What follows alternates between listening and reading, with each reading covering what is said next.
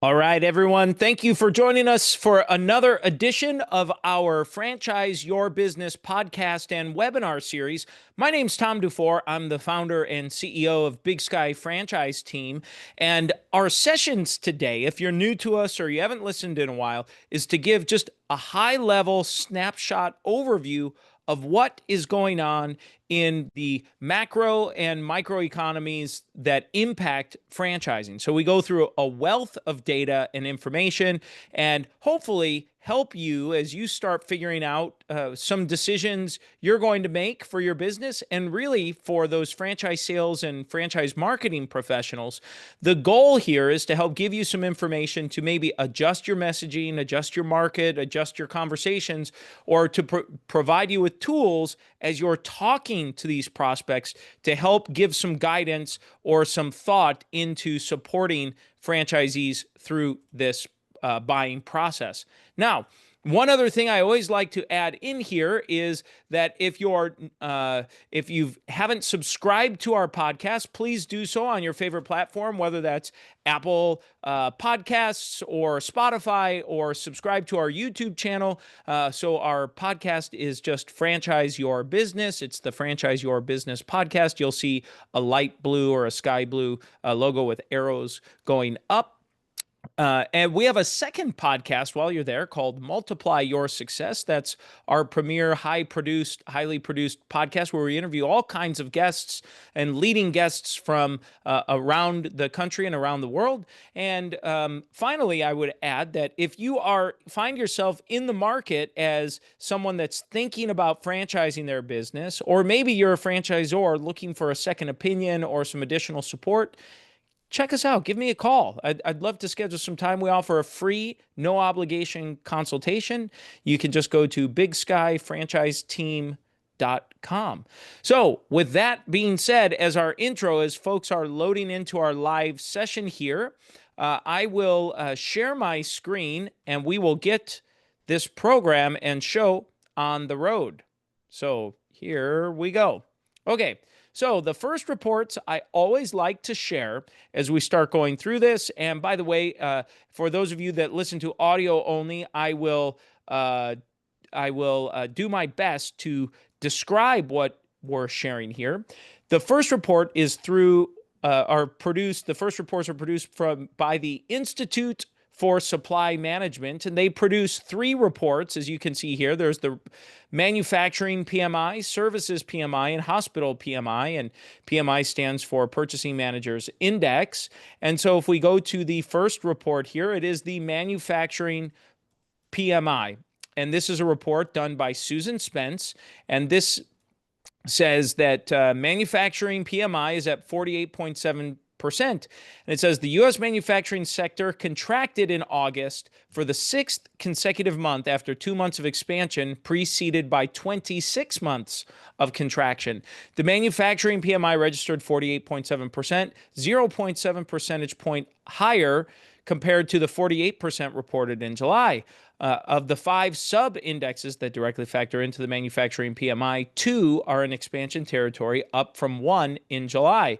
After 2 months in expansion territory, the production index lost 3.6 percentage points, putting it back in contraction. And so for those that are able to see this, you can see starting in 2024, it really kind of stayed flat or relatively flat, maybe contracted a bit, but relatively flat or a slight incline from contraction. We saw a little bit of growth territory at the first part of 2025, and then it's been relatively flat here, just below that 50% marker on this report for the year. Again, why I like manufacturing is it tends to be a leading indicator. And to me, this is an indicator of why, if you're out there feeling a little bit of a strain or feeling a bit of a stress in the economy, to me, this helps give an indication to show, well, the economy is kind of, for manufacturing, it's just below that 50% marker. So that, to me, helps provide some detail on that, or some numbers to support that. Okay, next up for their reports is the services PMI, and it says this is a report by Steve Miller. And it says in August, the services PMI registered 52%, a 1.9 percentage point increase compared to the July reading of 50.1%. A reading above 50% indicates the services sector economy is generally expanding. Below 50% indicates it is generally contracting. And a services PMI above 48.6% over time generally indicates an expansion of the overall economy. Therefore, the August services PMI indicates the overall economy is expanding for the 63rd straight month. And so you can see on this report for 2025, you see that it started up a little bit higher and it dropped down and has been around that 50% marker and popped back up in August to 52% a little bit. But again, you see this one's just over that 50% line. The manufacturing was just below that 50% line. So you've got a lot kind of hovering, bouncing between kind of this middle point.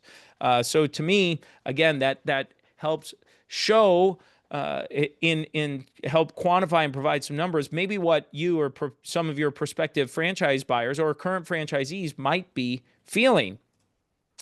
And then the third report here is the hospital PMI. This is a report by Nancy Lemaster. And I'm going to start in the second paragraph here. And it says the hospital PMI registered 51.3% in August, a 0.3 percentage point increase from the July reading of 51%, indicating expansion for the second consecutive month after 1 month of contraction. The business activity index remained in expansion territory for the 10th straight month.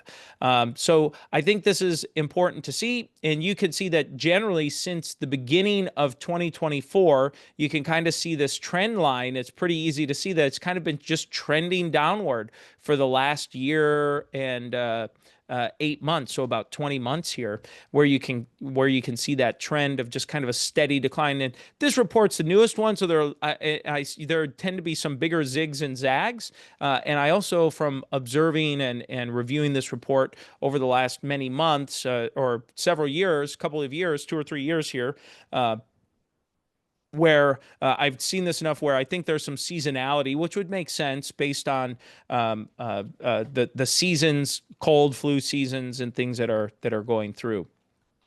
Okay, next up is to take a look at the U.S. unemployment rate. So I'm going to zoom in on this, and this is showing a 10-year unemployment rate.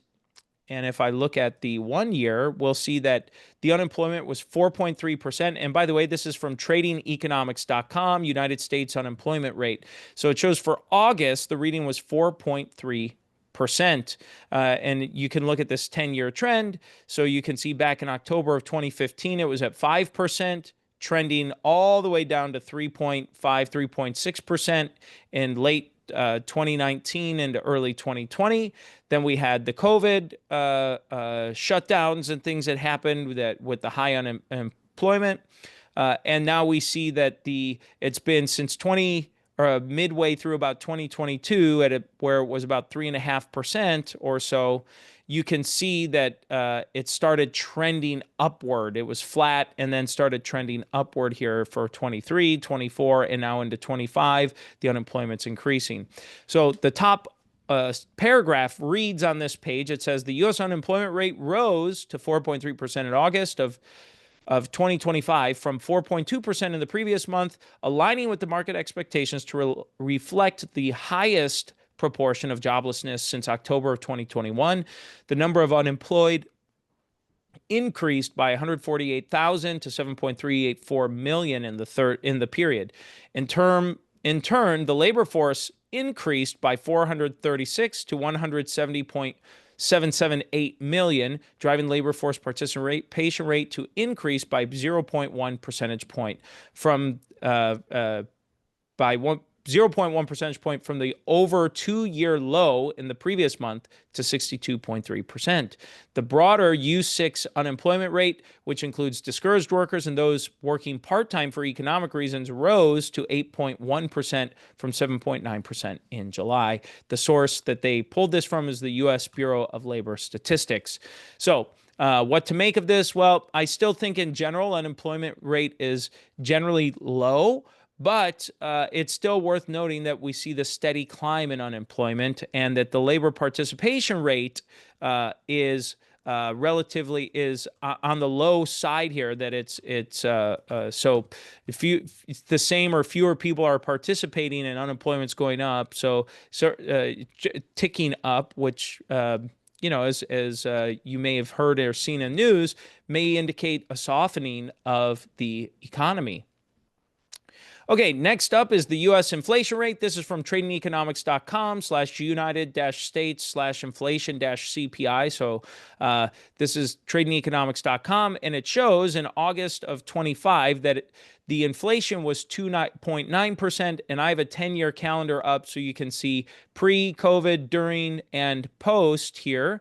So in general, this year, it looks like it's been dipped a little bit, and it seems to be coming back to where it was in the first part of the year. January was 3%, February 2.8%, and now August 2.9%. So kind of trending back to where it was at the first part of the year. And the top of this article and the first part of the paragraph reads, the U.S.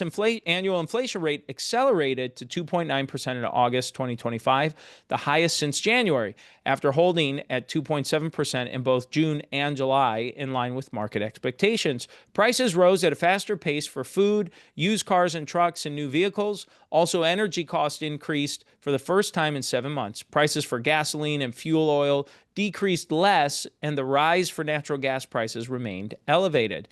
Meanwhile, inflation steadied for transportation services and slowed slightly for shelter. On a monthly basis, the CPI went up 0.4%, the most since January, above forecasts of 0.3%. So again, it's trending up. This has economists kind of wondering, what's going on. Now, in terms of big numbers, big shifts, it's not a huge shift. You can see the chart here. If you're looking at it over a 10-year window, you can see back in, just as an example, in July of or August of 2019, it was 1.7%. And then by January of 2020, it was 2.5%, just to kind of give an indicator there. Or in January of 2018, it was 2.1%. And by July of 2018, it was 2.9%. So you see some of these fluctuations that occur. Sometimes it's helpful to see it over a longer time period. Okay, let's look at the surveys of consumers. This is from the University of Michigan, and I like looking at the index of consumer sentiment, essentially saying, what does a consumer think? And it shows that September was 55.4, August was 58.2, and then September of 2024 was 70.8. So the month-over-month change was a decrease of 4.8%. Year-over-year change was a minus 21%. So we're looking here year over year at a pretty substantial drop. And then we'll take a look at the charts. I'll click on the PDF here, and you can see that in 2025, you see that things have dropped. If you look at about a year ago, you can see on this chart here, it was in a bit of a valley, but it kind of on the rise up at the first part of the year, and then it dropped down to some of the lowest numbers, and now it's kind of trending up. So we're going to see if this up and down starts ratcheting back up to where it was in 2023, 2024 type territory to keep heading upward. However, the point on all of this, as a reminder, is when consumer sentiment is lower as it is now, it generally means it's going to be harder to sell whatever it is you're selling, whatever products or services it is.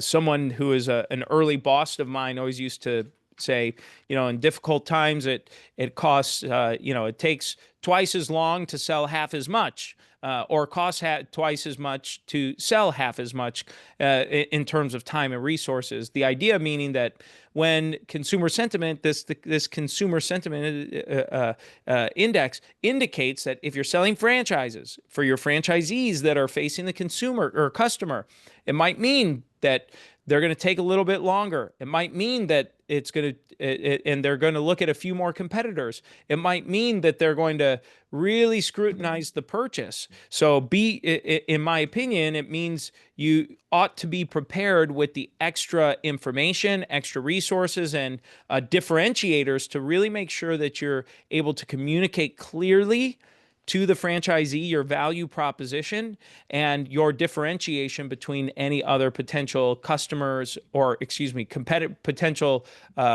competitors or options that a customer may end up choosing.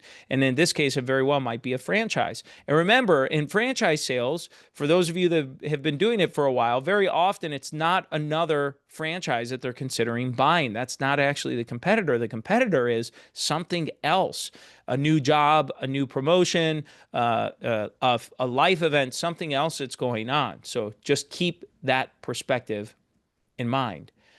Okay. Next up, we're going to go to franchiseinsights.com. They have lots of great franchise information.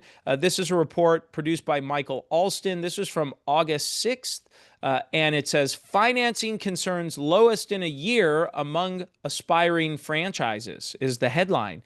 And you can, if you can see the chart here, it's the lowest it's been in a year. In the first paragraph reads, August 6, 2025, just under 63% of franchise seekers responding to the franchiseinsights.com August Startup Sentiment Survey cited funding or access to credit as their greatest concern in launching their startups, the lowest for that measure since September of 2024. This is consistent with the expectation of lower rates by consumers in the University of Michigan Confidence Survey.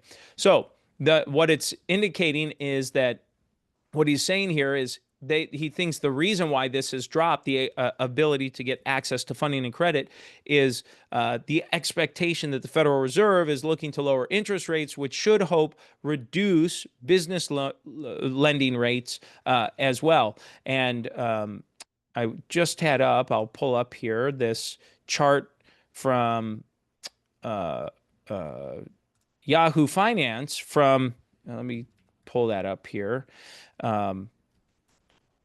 That was talking about the anticipation of the Federal Reserve next week lowering the rate. Let's see, the federal funds rate. Let's see here. Yeah, 8 hours ago. Let's see. Oh. Yeah, they were saying that they see a rate cut. It says here, I'll share this. It says, this is from Yahoo Finance, and it says from Bloomberg, economists see Fed rate cut next week, at least one more in 2025. This is by Maria Eloisa Capurro and Dana Morgan. This was released this morning, September 12th, 2025. It says, it reads, cracks in the job market. This is from Bloomberg. It says, cracks in the job market will likely prompt the Federal Reserve to execute a series of interest rate cuts in the coming months, beginning with a reduction next week, according to economists surveyed by Bloomberg News. So I just think that's a noteworthy expectation. So let me share this again. So if you start to see these rates reduce, you might see a little bit of a surge of activity here next week and into the fourth quarter into the fourth quarter here. So just worth noting. Okay, next up on our report is going to be this is from franchiseinsights.com as well, and it says, sizing the lost opportunity in franchise prospect initial contact attempts. This is by Mike Alston. This was released 2 days ago on September 10th, 2025, and it says, over the summer of 2025, 1/3 of individuals submitting inquiries to franchises said they were contacted by all of the franchises they indicated interest in within 7 days, as reported by franchiseinsights.com mystery shopping surveys from June to August of 2025. In this period, another 14.1% of prospects were contacted by at least half of the franchises they submitted inquiries to, but most surprisingly, the highest percentage said they were contacted by none of them. Those who reported being contacted by none of the franchises within 7 days after inquiry stood at 39.1%, with another 13.5% of respondents being contacted by less than half of franchises they inquired to. That means that something approaching half of lead generation budgets in this summer were underutilized by some franchise sales teams, assuming the survey respondents are representative of the total population of prospects. So here's the idea when we start looking at it. I think this is a great report that Michael Alston and Franchise Insights produced. So to me, what it's saying, that the main takeaway is that of these mystery shoppers, only a third of the mystery shoppers received a call back or a follow-up from all of the franchises they inquired on. So if you're in franchise sales, that means 2/3 of franchisors out there, their sales teams are not following up with everyone. So at least half was at 14.1%. So, that's 47, what is that? 47.4%. So said that at least half. So all or at least half or more were contacted, and 50% were doing that. Less than half or none of them, which is incredible to think, none was at 39.1%. So 4 out of 10 inquiries, or 2 out of 5 inquiries, no one called back. And so again, in franchise sales, very often we are our own worst enemy as the franchisor, and by not following up with leads, not calling them back, or at the very least having automation set up. I know in with the clients we work with, having a CRM system with automation that sends out emails and automatic follow-ups, so that if in the event someone's out sick or on vacation over the summer, correspondence is going out. Something's happening there. So just to share that, check your own process internally and be thinking about how you can minimize something like that happening in your own brand, in your own system. Okay. This was released September. This looks like it has not been released. It's a future release. It says September 17th, 2025. So maybe it's supposed to be released next week, but it was on their website here. And this is the aspiring franchisees turn to personal savings, SBA, and bank loans for startup funding. And it says the top 3 funding sources anticipated for business startups. Number 1, personal savings. Number 2, SBA loan. Number 3, bank or other loan providers. Those are by far the 3 largest funding sources for startup businesses. So I just think that's important to note. And we'll be doing a session next month about the franchise registry and SBA loans, and going over some of that next month. So be on the lookout for that to talk through it. But just something for people in franchise sales to be thinking about. These are the top 3 solutions. So how can you, as a franchisor, make sure you have options or support to be able to guide a franchisee or a prospective franchisee through this process of acquiring the funding or securing the funding that they need to start the franchise? So I just think that that is worth noting. Okay, next up is the United States Census Bureau, and this is the business formation statistics. So while you can see a lot of this data in the on the economy and macroeconomy is at best mixed, and it seems that more are indicating underperforming than overperforming, which means that we're kind of just below this economy comfort zone. So we've got a lot of indicators that are just showing it's just kind of it's not terrible, but it's below average. It's just under that average. And so I think that's just worth noting as you start to try to summarize some of that data. So let's take a look at business formation, though. I'll zoom in on this here. And it shows that in August of 25, there were 473,679 total business applications submitted across the United States. It was a 0.5 percentage points increase over July.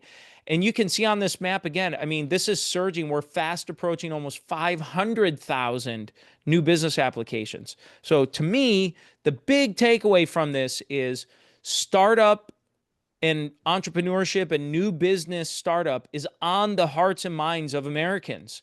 So I would assume that if you have a franchise prospect coming through, I think it's important for you to assume that they are and will be creating and forming a new business. I think it's important to assume that. So whether it's your franchise or starting their own or whatever they come up with, they're thinking about doing, not just thinking about it, people are doing this. So the number of new business applications has surged since COVID hit. And you can see prior to that, from even on this report here from 2015 through the very early part of 2020, it was a slow and steady rise from the low 200,000s to around 300,000 new business applications being filed.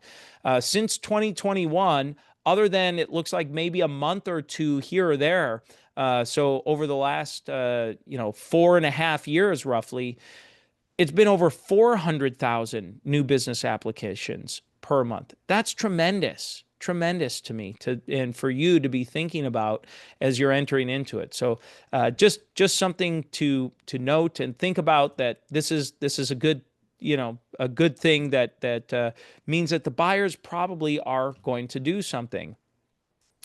Next is from franchise.org. I'm not going to read this article. This was posted July 23rd, 2025, and the headline says, Entrepreneur, it says, lawmakers introduced a bill to make current version of joint employer rule permanent by Carl Stoffers. And I'll just read the first paragraph here. It says, franchise owners could soon see relief from one of the industry's most contentious legal issues, the joint employer standard. A bill working its way through the U.S. House of Representatives aims to permanently define when two businesses can be considered joint employers, an issue with major implications for the more than 800,000 franchise establishments across the country.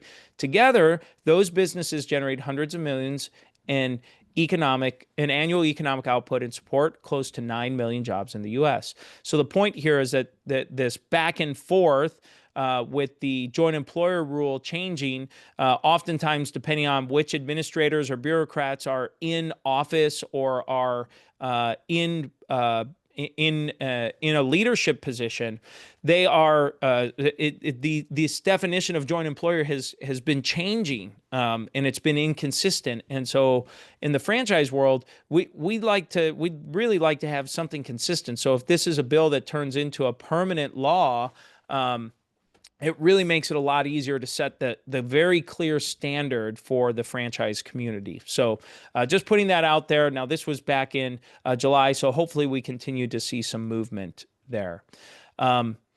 Okay, so I think that gets us through to the end here of our report. I'd love to open this up for any questions from any attendees that happen to be here. Feel free to type into the chat feature or the Q&A, or raise your hand and I can unmute you. But again, I'd just like to thank everyone for being here. We will post this on our podcast called Franchise Your Business. This will also be posted on our company blog page. So if you're unsure where to go, our blog is the center source for all this data and information. And then lastly, it will be posted on our YouTube channel as well at Big Sky Franchise Team. So I'm not seeing any questions coming in here. Just want to thank you all again for attending. Please subscribe and give us a review. We would greatly appreciate a review. We certainly love 5-star reviews, but hey, any reviews or review, we really appreciate it. Thank you so much for being here today. Enjoy your weekend, and we'll look forward to seeing you next week for our next session that we have next Friday. Thanks so much, everyone. Take care.